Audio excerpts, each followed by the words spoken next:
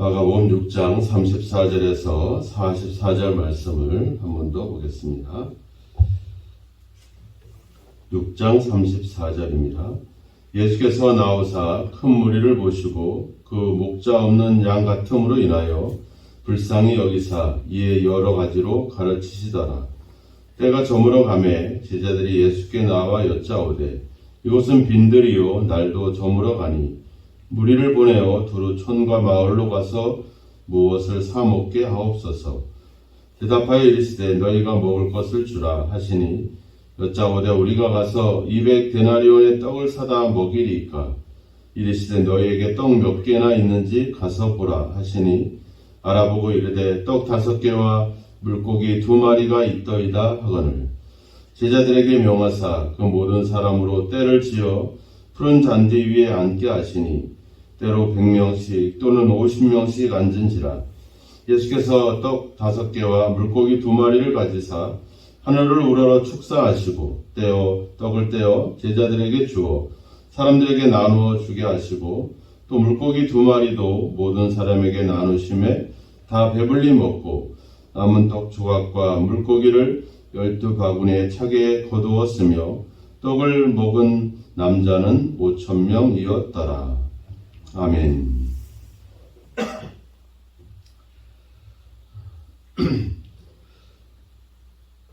예수님께서는 이제 혼자 다니신 것이 아니라 제자들과 함께 다니기 때문에 한두 번 그 예수님의 일행을 본 사람들은 쉽게 그 예수님과 그 제자들을 분별을 할 수가 있을 것입니다.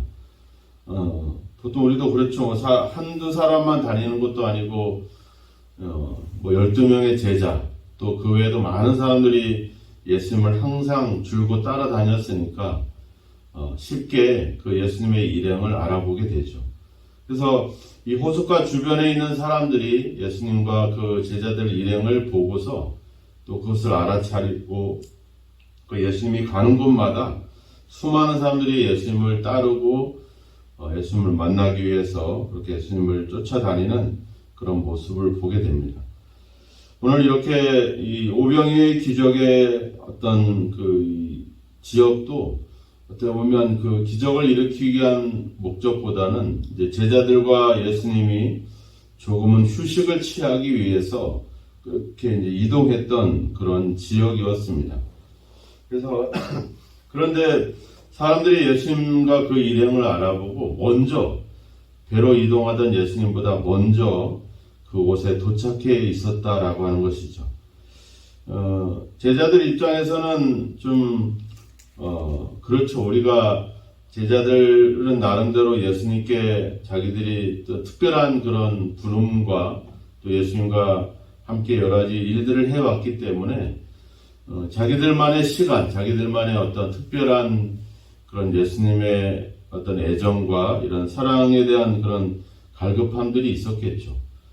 그런데 항상 이런 많은 무리들에 대해서 그래서 어떻게 보면 좀 짜증도 나고 좀 불쾌할 수도 있죠. 야, 우리도 좀 칩시다. 우리도 좀 쉬어야 되지 않겠냐. 뭐 이렇게 얘기할 수도 있고.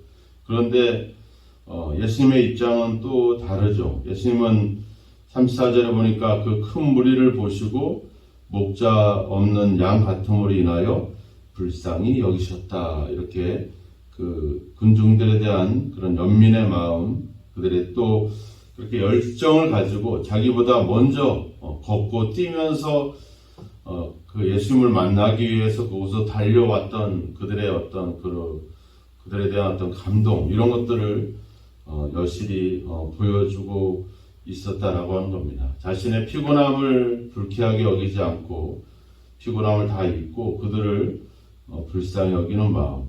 목자 없는 양 같았다 이런 표현을 썼잖아요. 어제도 잠깐 이야기했지만 이 양에게 목자가 없는 것은 거의 죽음과 똑같죠. 왜냐하면 양이 무슨 그 푸른 초장을 찾을 수 있는 능력을 갖춘 것도 아니고 그렇다고 그렇게 시력이 좋은 그런 짐승들도 아니고 또 여러 가지 들에 많은 그런 어떤 그들을 노리고 있는 많은 그런 아주 야생 동물들도 많을 텐데 항상 위험한 존재. 그냥 목자가 없다는 것은 결국은 살았지만 결국 죽어있는 존재. 목자가 없이는 어떤 꼴이나 물이나 안식조차 할 수 없는 그런 존재들. 그것이 바로 양과 같은 존재들이거든요. 그들을 향해서 불쌍히 여기는 마음. 그 마음이 이제 이렇게 하나님의 놀라운 그런 역사들을 가져오게 되죠. 바로 그 사랑, 우리를 향하신 하나님의 그 큰 사랑, 우리를 불쌍히 여기는, 긍휼히 여기는 그 하나님의 마음. 그것이 바로 예수 그리스도가 이 땅에 오신 이유가 될 것이고, 우리를 위해서 십자가에 죽으시는 바로 그 이유가 되는 거죠. 그러니까 우리도 동일합니다. 우리도 예수를 믿는 우리들도 우리의 이웃들, 또 마치 그들을 우리가 목자 없는 양 같은 그런 심정으로, 그런 모습으로 우리가 바라봐야 된다라고 하는 사실들. 이것이 우리에게 중요하죠. 우리가 함께 신앙생활하는 우리 성도들도 동일합니다. 우리가 이렇게 어떤 공동체로서 교회라고 하는 공동체를 우리에게 주셨을 때 거기에 있는 그 성도 하나하나를 우리가 이런 심정으로, 이런 긍휼히 여기고 불쌍히 여기는 마음으로 우리가 바라보는 것들이 너무나도 중요하죠.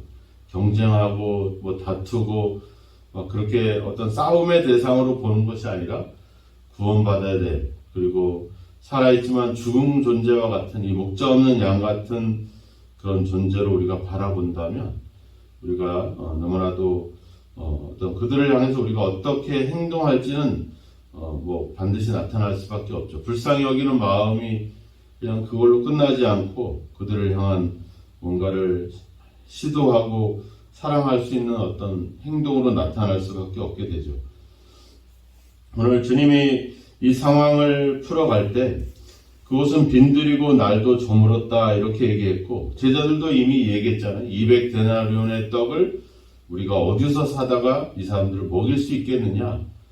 또 예수님이 너희에게 먹을 것이 얼마나 있는지 가서 봐라 했을 때도 떡 5개와 물고기 2마리밖에 없습니다. 철저하게 아무것도 없는, 어떤 방법이 없는 그런 상황을 지금 이야기를 하고 있습니다. 어떻게 보면 예수님이 그냥 본인이 임의로 막 어떤 일들을 해 나갈 수도 있지만, 제자들에게 지금 이 상황이 어떤지, 또 떡이 얼마나 있는지 조사하라, 알아봐라 하는 그런 이야기들을 했을 때 진짜 떡을 구하고 떡을 찾으라는 이야기가 아니죠. 그것은 바로 뭐겠어요? 우리가 아무것도 할 수 없는 존재라고 하는 것을 깨닫게 해주시는 거죠. 예수님 아니면 방법이 없다는 것을 그들로 하여금 깨우치게 하기 위한 그런 뜻이 그들에게 다 그 질문에 담겨져 있는 겁니다. 너희가 가지고 있는 것들이라고 하는 것이 절대적으로 무능하다고 하는 거, 아무것도 할 수 없다라고 하는 사실들을 깨닫게 하기 위한 그런 목적이 거기에 있는 것이죠. 그래서 예수님은 이제 그것을 깨달았을 때, 그리고 방법이 없고 아무것도 없고 이제 예수님만 쳐다보고 있는 그런 상황이 돼버리고만 그 상황이 됐을 때 예수님은 제자들에게 사람들로 하여금 때를 지어서 앉게 해라 이렇게 나오죠. 근데 재밌는 표현들이 나와요. 이 때를 지어서 앉는다. 40절에도 보면 때로 100명씩 50명씩 앉아있다 이런 표현을 쓰고, 또 39절에 보면 그들이 어디에 앉게 되냐면 푸른 잔디 위에 앉았다 이렇게 나와요. 푸른 잔디 위에 앉았다. 좀 우리가 앞에서 보면 빈들이다, 날이 저물었다, 또 먹을 것이 없다, 한적하다 이런 표현들을 쓰고 있으면서도 거기에가 바로 푸른 잔디다 이런 표현들을 쓰고 있어요. 또 이 때를 지킨다라고 하는 때라고 하는 말도 재밌습니다. 이 헬라어 말로는 프라시아이라고 하는데 이 표현은 작은 정원, 꽃밭 이런 것을 얘기하는 거예요. 그러니까 푸른 잔디 위에 50명씩 100명씩 이렇게 둘러앉아 있으니까 멀리서 봤을 때는 어떻게 해요? 꽃밭처럼 보이는 거죠. 왜? 사람들의 옷이 제각기 옷 색깔이 다르고 그런 사람들이 옹기종기 모여 있는 것을 보면 그 멀리서 봤을 땐 그것이 하나의 그 작은 정원과 같은 그런 모습을 보이죠. 그러니까 마치 양들이 푸른 초장 위에서 이렇게 옹기종기 풀을 뜯는 그런 장면들이 바로 여기서 이렇게 표현이 되고 있다라고 하는 것이죠. 그래서 마치 푸른 초장으로 그 양떼를 인도하는 어떤 목자의 그런 모습들. 앞에서 우리가 보면 막 예수님을 만나기 위해서 사람들이 분주하게 달려가고 있는 모습과 또 왜 우리가 어떻게 이 사람들을 먹일 수 있느냐고 하면서 걱정하고 염려하고 막 비난하는 이런 제자들의 모습과 또 날이 어두워지고 그것은 뭐 마치 광야와 같은 빈들이고 이런 주변의 상황들이 우리가 만들어가고 있는 상황들은 그러한데 예수님이 역사하고 있는 그 현장을 볼 때는 그것이 마치 푸른 잔디 위에 꽃밭을 이루는 그런 어떤 아주 전원적인 그런 모습을 우리에게 보여주고 있죠. 이 또 50명씩 100명씩 앉았다 이런 표현들은 출애굽기 18장에 가보면 우리가 이제 50부장 100부장 이런 표현들이 나오는데 마치 그 광야에서 함께 그 야영 생활을 했던 그 어떤 이스라엘 백성들의 그 모습들을 여기서도 또 볼 수가 있어요. 또 예수님이 보면 그 하늘을 우러러 축사하시고 떡을 떼서 제자들에게 주고 또 제자들에게는 사람들에게 또 나눠주고 이런 형식으로 우리가 예수님이 기도해서 갑자기 그 떡이 뭐 산더미처럼 쌓여지고 하늘에서 떡이 떨어지는 게 아니라 예수님이 기도해서 그 떡을 제자들에게 나누어주고 또 제자들은 그것을 사람들에게 나누어주고 또 그 사람들은 또 다른 사람들에게 나눠주는 모습들. 그러니까 어떤 기적과 능력의 어떤 현장이지만 거기에는 함께 나누고 함께 베풀고 그래서 모두가 하나가 되는 그런 장면들. 그 장면들이 여기서 표현이 되고 있다라고 하는 겁니다. 도깨비 방망처럼 뚝딱 했더니 빵이 뭐 1000개, 10,000개 만들어지는 것이 아니라 이렇게 감사함으로 그것을 함께 나누게 될 때, 더불어 나눌 때 거기에 더 놀라운 그런 풍성한 역사가 나타나는 그런 일들을 바라보게 되죠. 저희도 한 7, 8년 동안 그 시골 지역에서 목회를 할 때, 저희들이 애찬을 많이 나눴죠. 매주 애찬을 나누고, 코로나 시대는 매주 애찬이 안 돼서 이제 간식으로 다 나눠드리고, 근데 한 번도 저희가 뭐 애찬을 위해서 특별히 뭐 돈을 걷거나 또 구역이나 어떤 뭐 서로 돌아가면서 그런 뭔가 이렇게 체계적으로 한 적이 한 번도 없습니다. 그저 그냥 있는 대로 뭐 사택에 뭐 먹을 게 있으면 또 그거 갖다 같이 먹고 또 성도들이 주면 먹고. 근데 거기에는 어떻게 보면은 그 저희들이 경험한 바로는 항상 맛있고 항상 기쁘고 항상 즐겁고 그리고 저희가 뭐 설거지를 하고 정리를 하고 한 번도 누가 구역으로 돌아가면서 하자 개인 너가 했으니까 이제 내가 한다 이런 생각이 아니라 그냥 시간 나는 사람이 하고 그렇지 않은 사람들은 먹고 가고 그냥 자연스럽게. 근데 그게 한 번도 부족함이 없었고 또 오히려 아주 또 새로 경험하지 못한 많은 은혜들을 누렸던 그런 경험들이 있었거든요. 중요한 것은 우리가 예수 그리스도를 중심으로 함께 서로를 마음을 나누고 더불어 함께 나눌 수 있는 그 생각들, 그런 믿음들, 그런 어떤 주님을 중심으로 나아가는 그런 역사 속에 거기에 진정한 평화와 안식과 휴식이 있었다라고 하는 사실들. 예수님이 31절에 너희는 따로 한적한 곳에 가서 잠깐 쉬어라 이렇게 얘기하고 있잖아요. 이 많은 사람들 속에서 그 쉼을 가지고 휴식을 가질 수 있다는 것이 도저히 가능하지 않은 일들이죠. 그런데 하나님 예수님은 그 일을 만들어냈다라고 하는 것입니다. 이런 분주함과 무능한 상황 속에서도 이런 그들을 푸른 잔디 위에 앉아서 꽃밭을 이루는 이 아름다운 장면을 주님은 만들어냈다라고 하는 사실입니다. 어떻게? 바로 예수 그리스도를 중심으로 함께 나누고 함께 서로를 배려할 때 그러한 은혜가 있게 된다. 거기에는 풍요로움이 있었죠. 그들은 배불리 먹었다 이렇게 나와 있고 또 12바구니에 차게 거두었다 이렇게 표현을 하고 있습니다.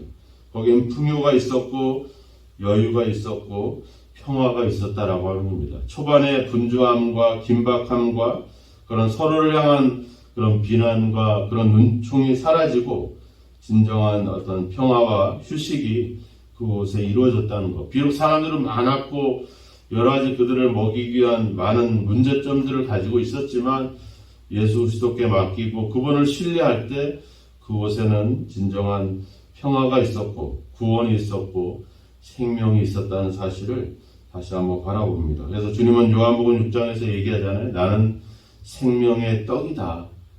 또한 나는 너희들의 선한 목자다. 이런 주님의 그 어떤 선포가 이 장면에서 다 이루어졌다라고 하는 사실입니다.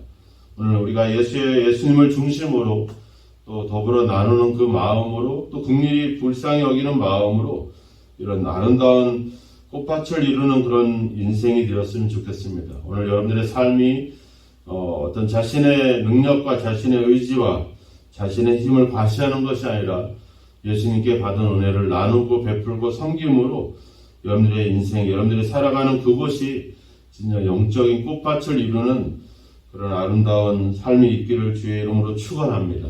주님을 중심으로 주님이 가졌던 그 마음으로 우리가 함께 나눈다면 거기에 진정한 놀라운 평화와 안식이 이루어질 줄로 믿습니다.